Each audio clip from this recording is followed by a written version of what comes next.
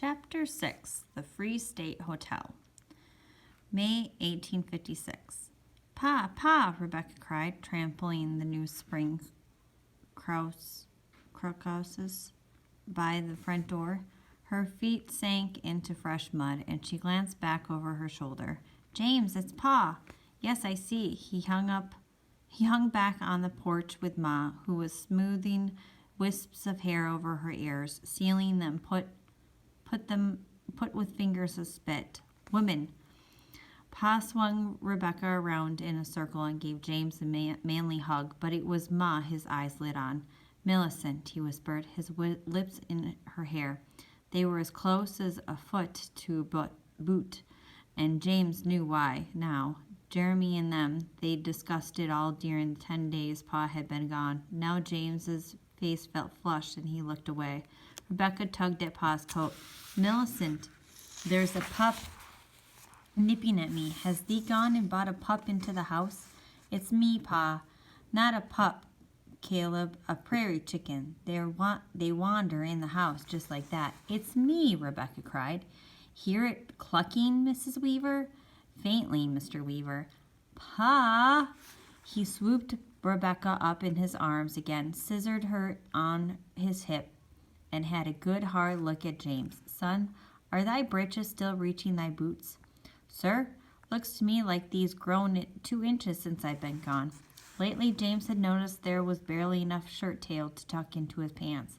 Now he quickly checked to make sure the nail rip wasn't showing. Eats like there's no tomorrow, Caleb.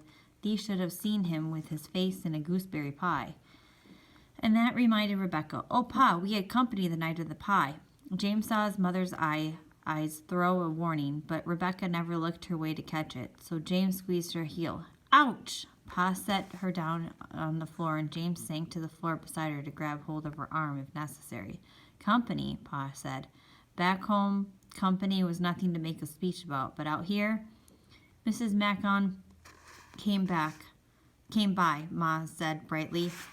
Brought us some bread and butter pickles, just a bit too sweet, if you ask me. By now, James had twisted Rebecca's arm far enough behind her that she remembered to shut her trap, and Ma deftly separated them. I'm right glad, Millicent, that thee is finally making friends with the local ladies, which told James just how lonely Ma must be out here. Ma said, but tell us, Caleb, do we have a state constitution? Not yet, he said briskly. 4 or 5 more months of haggling it out with words might do it. It's thorny, Mill, not an easy thing. Now I'd like to go out back and wash up. Son, are thy hands caked with the sweat of thy labors? James looked at his hands. No need to wash too often, and he'd done no labor. But then he realized his Pa meant to have a minute alone with him. At the washtub, Pa asked, who really came by the house, James? James had never lied to his father, had kept a few things tucked inside his head, but had never out and out lied. I've been busy with school, Pa, studying down at Macon's and all. I'm not here much. His father cleaned dirt out from under his nails, then splashed cool water on his face. Beads of water clung to his beard, and he shook them off like a dog shakes off a bath. Thee must watch after thy mother and sister when I'm away, son. Yes, sir. James slapped a handful of water on his face. And take care thee doesn't wash off thy mustache, James. After Rebecca went to bed, Ma rocked and knitted a summer bonnet for her, while James drew windows of every which shape and size. They talked about the Constitution business again, and the newly elected legislator. Pa filled every inch of his chair with his legs stretched out in front of him and his heels digging into the clay floor. Well, and it was a testy situation. Thee would have reeled, Millicent, if thee could have heard the deputy marshal announce that President Pierce intended for us all to be arrested if we took the oath of office. James' heart lurched at the thought of Pa and Dr. Robinson and the others wallowing in some jail cell. Well, Ma said, I surely hope a little threat like that didn't stop thee from doing what was right. A little threat, Mrs. Weaver. Franklin Pierce is President of the United States of America. And thee is a free man, Mr. Weaver, or thee wouldn't be here tonight telling us this tale. True, Pa said, deflated. We took the oath of office, had to be sure the Free State Constitution would be recognized throughout the territory. Well, so it was a tempest in a teapot, Ma said, with a bit of play in her voice. James looked up from his drawing, watched her knit another round on the bonnet before she said, I'm just as pleased not to be taking plum cake to the jailhouse, Caleb. I've heard talk of some trouble, Pa said. Ma's needles clicked in the pause. They're saying the first U.S. District Court's about to hand down a decision. There was Pa talking like a lawyer again. Decision about what, Pa? Well, it has to do with abuses of the fugitive slave law. Ma knitted faster, racing across each row now. No matter what we think about slavery, it's illegal in this county to help slaves escape. Ma tucked her needles under her arm. Caleb Weaver, what they're doing to those Negroes is immoral. I wouldn't argue with you, Mrs. Weaver. I'm just saying there's a law, and the law says that much as we want to see Kansas a free state, we're obliged to help slave owners get their property back. Property indeed, Mr. Weaver, in the legal sense. Oh, piffle.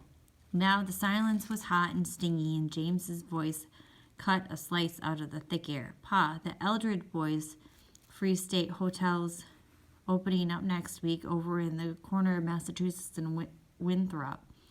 I hear it's so big they can stable 50 horses out back. Pa said, why, I'm told they're already using the dining room as a barracks, stockpiling meat and such for the siege. Caleb Ma warmed, but he ignored her. General Lane's out there in the prairie drilling soldiers for battle.